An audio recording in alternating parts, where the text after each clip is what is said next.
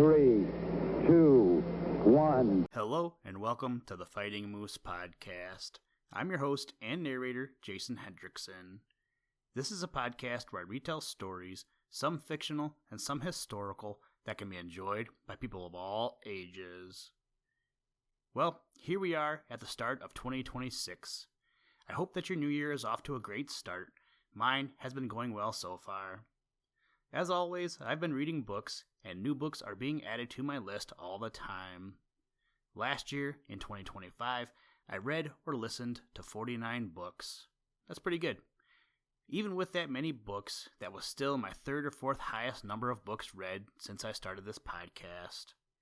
The top year was 2022 with 61. That was a fun year, as that was the year that John and I were reading the 39 Clues series. Today, we are going back to a story that was recorded in 2018 but never released. I was working on recording this book, but for some reason, I don't remember now, I never finished it.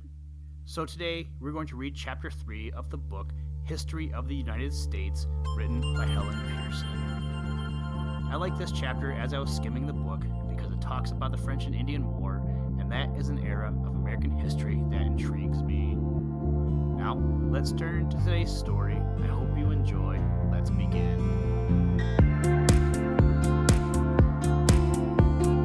Liftoff. We have a liftoff.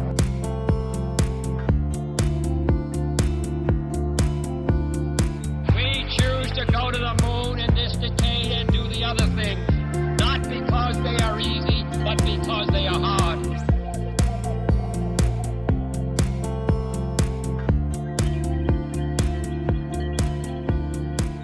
Chapter 3. At first, before they had time to plant the fields, the men could but hunt and fish for food. But as years went by, they had farms and made glass and things for trade. They wove cloth of wool, and some from a plant that grows in the south, of which you may know the name. It is white and soft. They had not much coin, and so they had to do the best they could with skins and corn, or what they could get for trade. The first mint to make coin was set up in Massachusetts in 1652. This coin had a pine tree on one side and the name of the state. One side had a date and NE for New England. All this coin was known as Pine Tree Coin. In time, the land at Plymouth Bay and those near took one name, Massachusetts. In the meanwhile, the small band who had made homes in Virginia had come to grief. They had been men of good birth in their own land and did not know much of hard work. They had come in search of wealth. Great tales had been told of the gold here. It had been said one could pick up great lumps of gold as large as a hen's egg in the streams. They found that all this was not true, and that a man had to work hard to live. They grew sick, and death came in their midst to make things more sad, so that they lost more than half of their small band. One man, John Smith by name, did great things for them. He had been brave from his birth. He had been in wars oft, and once he built a lodge of bows in a forest and took his books with him, that he might learn the art of war. Once he went to fight the Turks. He is said to have been sold as a slave. It may be all these tales are not true, but it is true he taught his own friends in Virginia how to live. He got them to build a fort and log huts for the cold times. He made friends as far as he could of the Indians, so that he could get boatloads of food from them.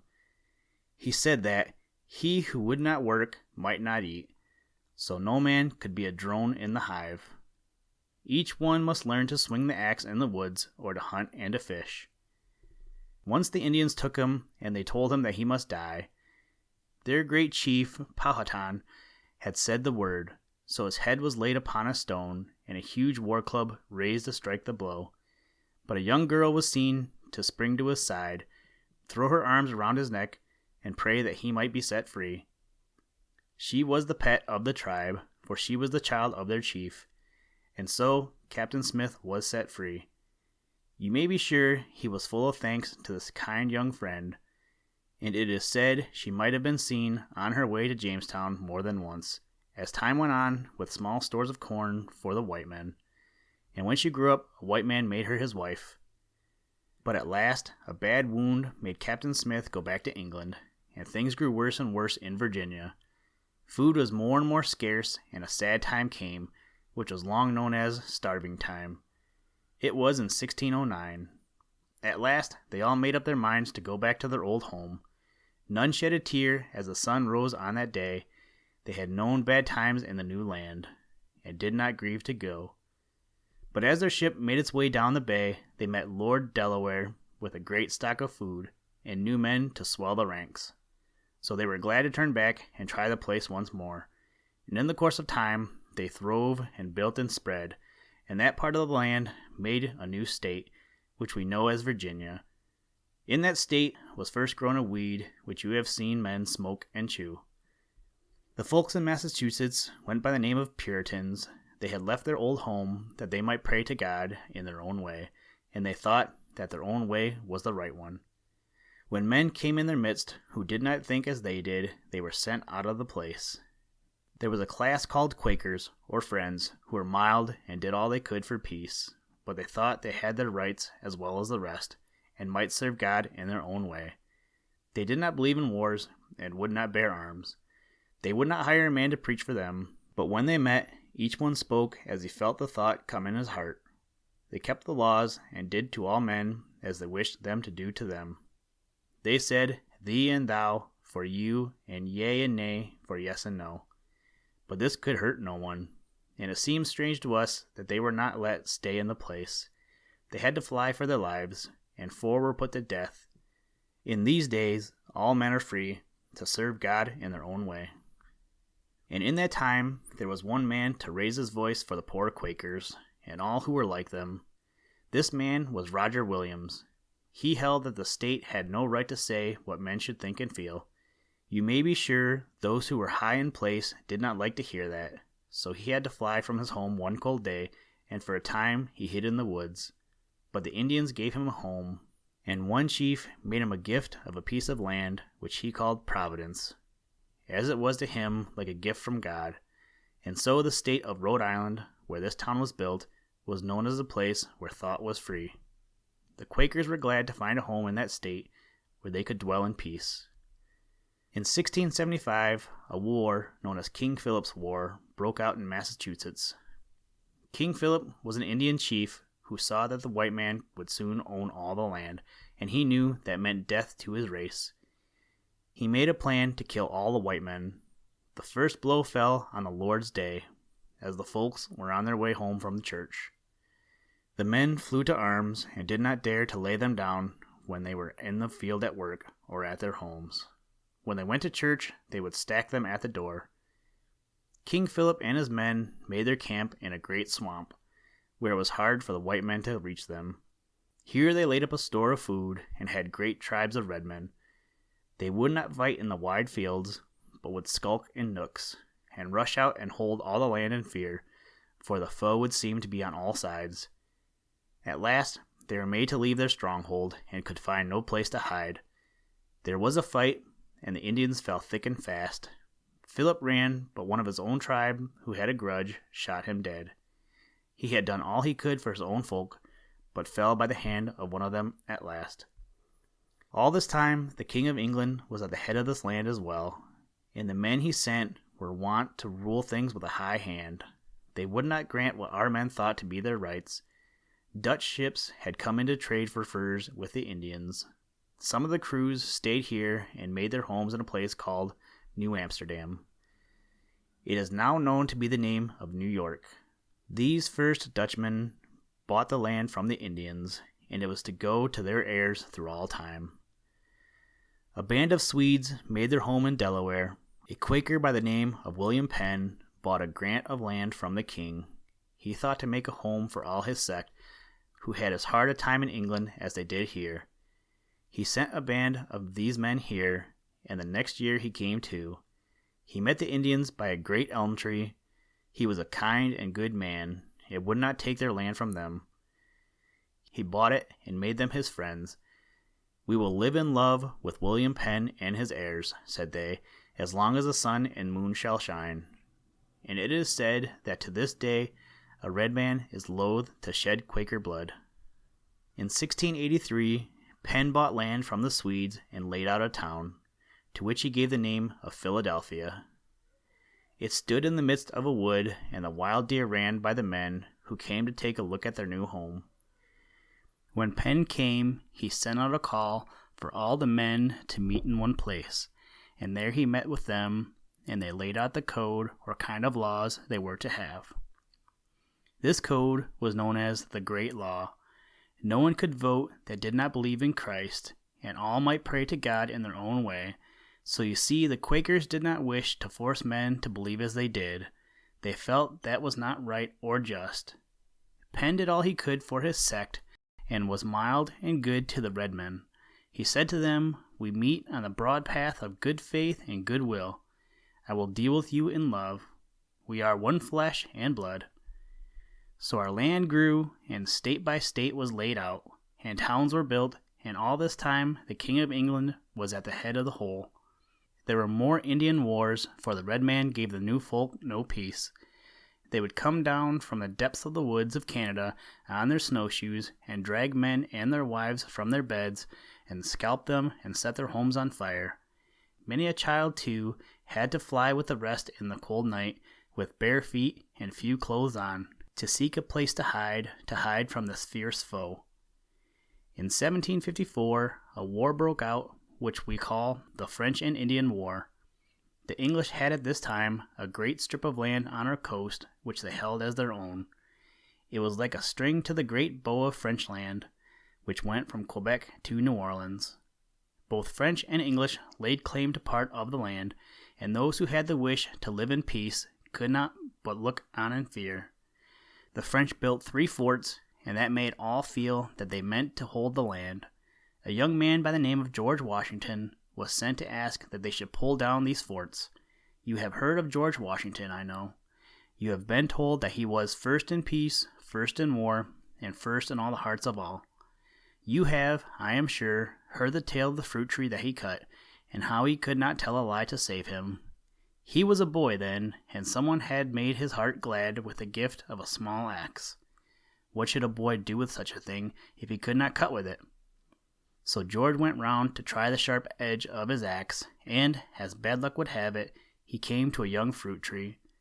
It may be that the fruit was of a rare kind, and so when it was found that the bark of the tree had been cut in such a way that one could hope for no more fruit, the cry rang out on all sides, "Who has done this deed?" Our small boy was not at peace in his own mind. He did not know in what shape the wrath might fall on him, but he came forth in a brave way and said, "I did it, father. I cannot tell a lie. I cut it." We are glad there has been one boy who could not tell a lie, and we hope there are some in our own times. So this George Washington, then a young man, was sent to the Frenchman who was at the head of the forts, to say that he must take them down at once. He had a hard time to get there, for it was cold, and the streams were big with the rains. The snow fell and froze as it fell. His horse gave out, and he had to go on foot. He had one man with him, and they struck out into the woods. They had to cross a stream in a rude raft, and they were caught in the ice. It bore them on with great speed, and when Washington threw out his pole to check the speed, he fell in the stream.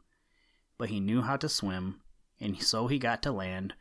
When day came, it grew still more cold, and the stream froze in such a way that he could walk on it to the place where he would be.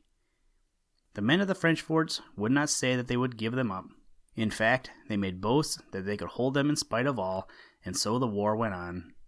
The French would dart out and seize English ships, and then the English would march on the French and do all the harm they could. Washington fought on the side of the English in this war. Once the Indians laid in wait for them in the wood, and as the men were on the march with their flags and beat of drum, they heard the fierce war whoop on all sides. The British troops did not know how to deal with such a foe, but our men sprang down and fought them in their own way. One chief made a vow that he would kill Washington.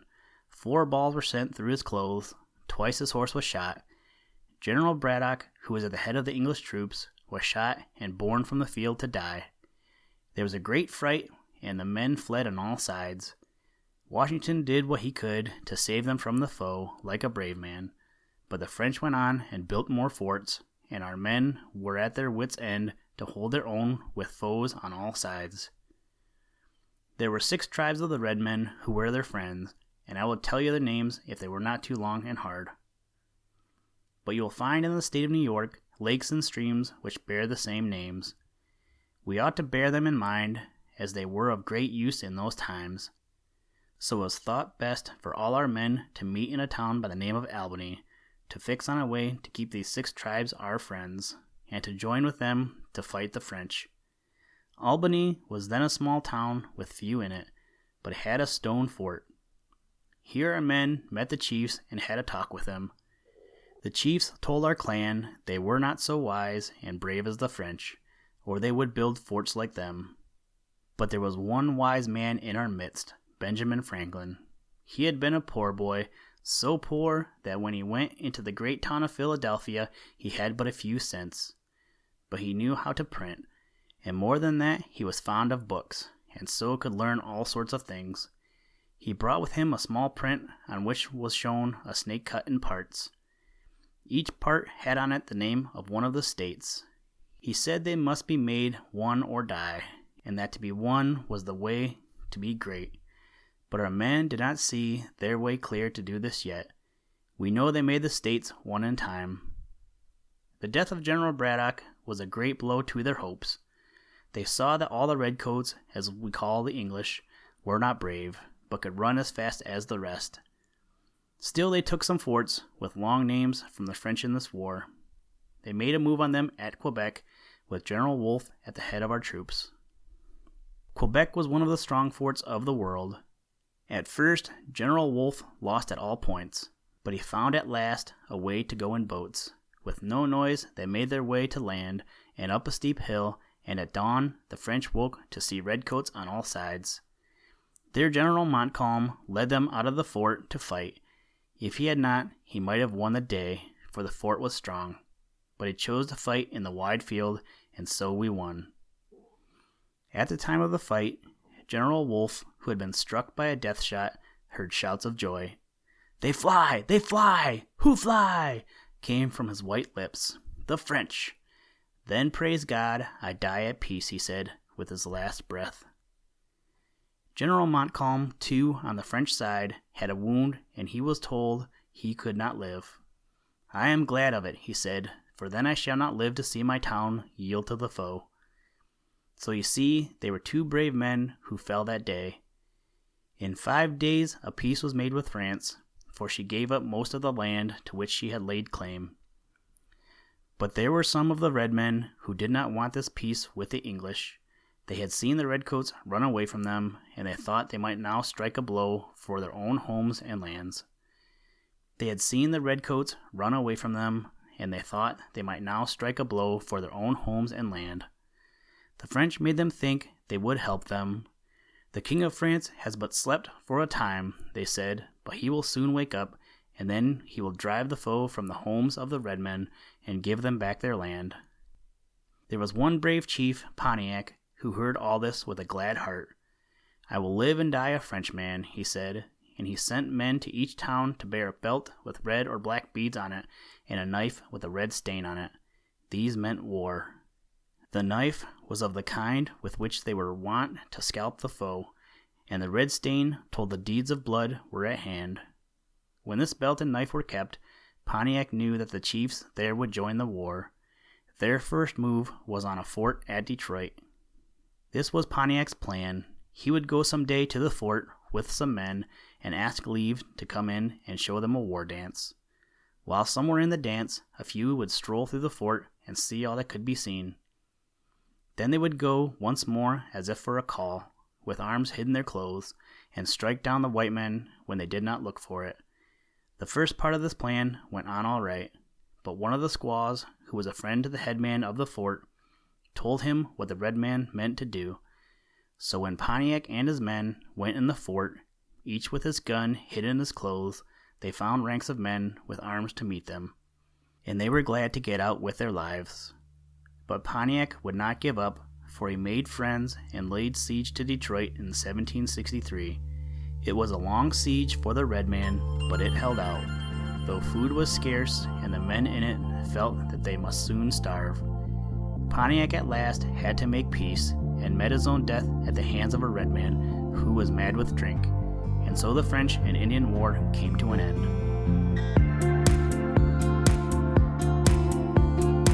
Houston, Tranquility Base here. The Eagle has landed. That's one small step for man, one giant leap for mankind.